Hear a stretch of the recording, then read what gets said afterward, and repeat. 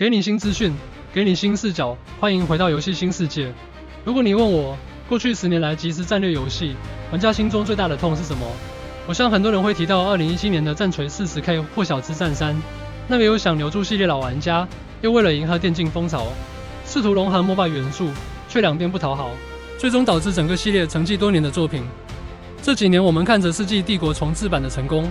看着《英雄联队3》的挣扎，大家都在问，那个充满血腥、暴力，还有炼巨剑轰鸣声的第41千年，真的还会回来吗？答案是 Yes。IGN 刚刚释出了独家专访，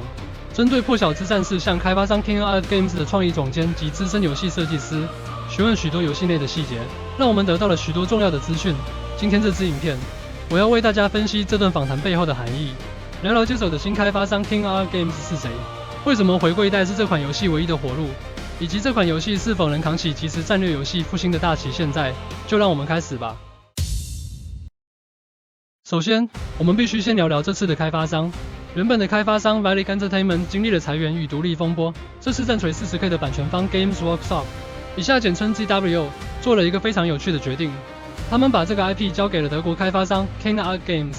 影片中提到一个很有趣的故事， GW 的人是因为看到了 King Art Games 制作的钢铁收割 Iron Harvest， 看到了里面那些笨重、充满柴油朋克风格的机甲，觉得这群人懂大机器人哦，才主动联系他们的。如果你玩过钢铁收割，你会知道那款游戏的强项在于战场氛围与物理破坏。在钢铁收割里，机甲撞穿建筑物，步兵寻找掩体，战场上的烟硝味做得非常出色。这对于战锤 40K 来说至关重要，因为 40K 的精髓就是史诗感与毁灭感。不过，钢铁收割虽然美术风格极佳，但在当时被部分硬汉即时战略游戏玩家批评节奏过慢，以及单位路径判定有问题。战锤的战斗节奏通常比一次大战风格的钢铁收割要快得多，更暴力得多。King Art Games 能否将游戏的节奏调整到适应星际战士那种迅猛的杀戮速度，这将是他们面临的第一个技术考验。不过，从访谈中创意总监杨泰森的热情来看，他们是一群真正的即时战略游戏粉丝，甚至是战锤粉丝。他们提到当初 GW 曾经询问过他们，想不想要做新一代的破晓之战，他们也确实做了一个提案给 GW。原本以为石沉大海，没想到钢铁收割成功后，GW 真的回来找他们了。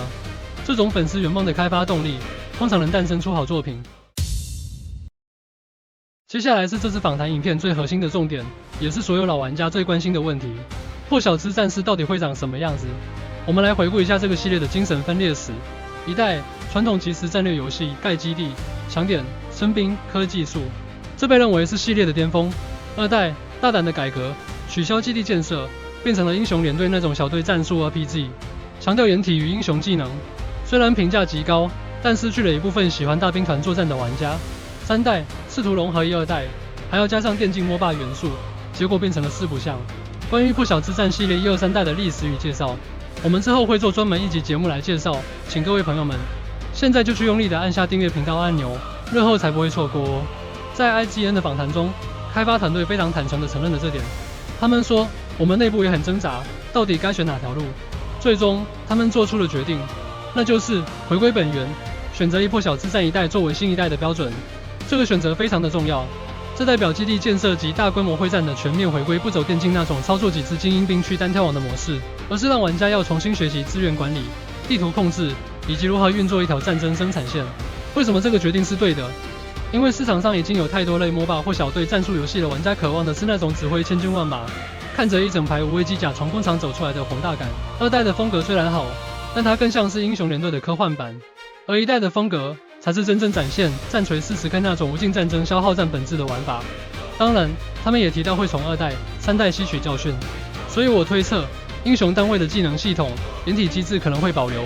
但核心循环绝对是我们熟悉的占领据点、获取资源、升级基地、淹没敌人。除了玩法回归，另一个让我眼睛一亮的是他们对单人战役 campaign 的重视。目前的即时战略游戏市场有一个现象，大部分开发商为了电竞化，往往忽视单人战役，只重视多人竞技模式。但 King Art Games 反其道而行，他们表示游戏虽然也有多人模式，但是战役和单人游戏是他们最在乎的部分。他们同时也表示首发的4个阵营都有独立战役，不是像某些游戏只有人类有战役，其他种族是陪衬。另外也提到了战役任务会有分线性设计，这一点非常重要。开发者提到，任务与任务之间会有互斥性，也就是说，你的选择会影响后续剧情发展，甚至你还可以自由选择要扮演哪个兽人军阀。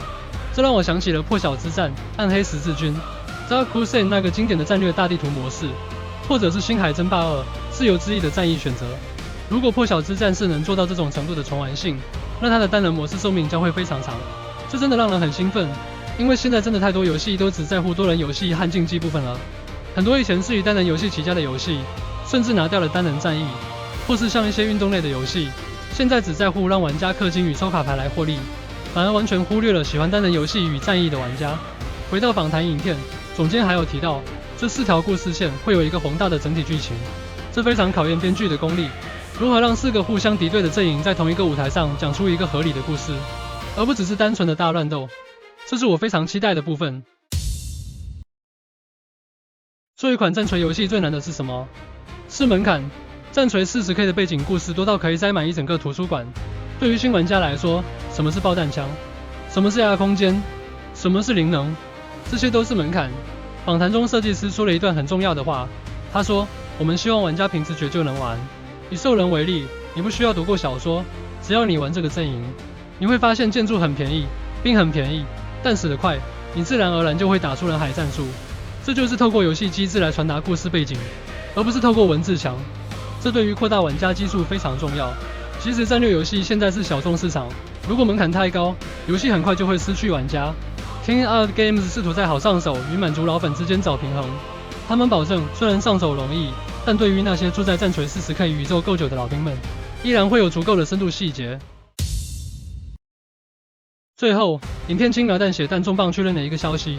Last Stand 的模式回归，老2代玩家都知道这个英雄生存模式有多好玩，它甚至比本体还受欢迎。这显示开发团队真的很懂玩家想要什么。总结来说，看完 IGN 的这支最新访谈影片，我从原本的怀疑转为了谨慎乐观。King Art Games 没有好高骛远的去搞什么电竞化改革，而是老老实实的问自己为什么大家爱一代，然后试图用现代的技术去重现那个体验。这是一场豪赌，在这个即时战略游戏思维的年代，做一款重资产、